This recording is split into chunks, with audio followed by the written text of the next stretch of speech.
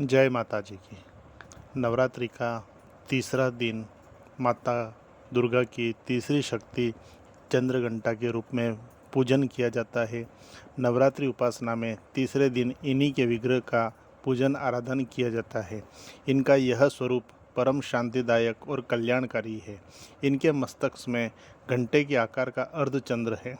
इसी कारण से इन्हें चंद्रघंटा देवी कहा जाता है। इनके शरीर का रंग स्वर्ण के समान चमकीला है।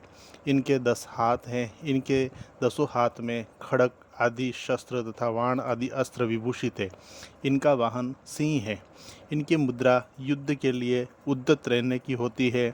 इनके घंटे की भयानक चंड ध्वनि से अत्याचारी दानव दैत्य राक्षस सदैव कंपित रहते हैं। नवरात्र की दुर्गा उपासना में तीसरे दिन की पूजा का अत्यधिक महत्व है। इस दिन साधक का मन मणिपुर चक्र में प्रविष्ट होता है। माँ चंद्रघंटा की कृपा से साधक के समस्त पाप और बाधाएं विनष्ट हो जाती हैं। इनकी आराधना फलदायी है।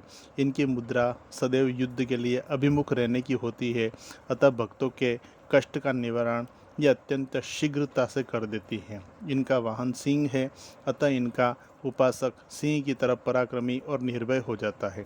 इनके घंटे की ध्वनि सदा अपने भक्तों को प्रेत बाधाओं आदि से रक्षा करती रहती है। इनका ध्यान करते ही शरणागत की रक्षा करने के लिए इस घंटे की ध्वनि हो उठती है। दुष्टों का दमन और विनाश करने में सदैव तत्पर रहने के बाद भी इनका स्वरूप दर्शक और आराध्य के लिए अत्यंत सौम्य एवं शांति से परिपूर्ण रहता है। इनकी आराधना से प्राप्त होने वाला एक बहुत बड़ा सद्गुण यह है कि साधक में वीरता, निर्भयता के साथ ही सौम्यता एवं विनम्रता का भी विकास होता है।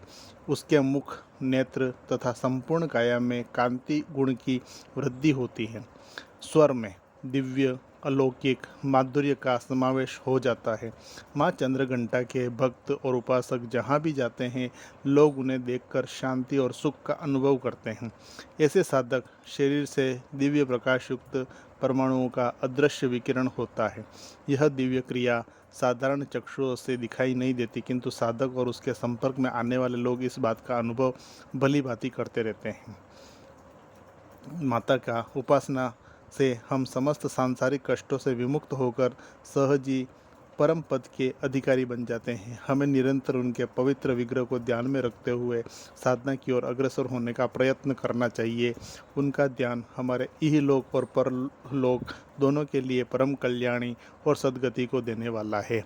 जय मातेश्वरी। मातेश्वरी की जय।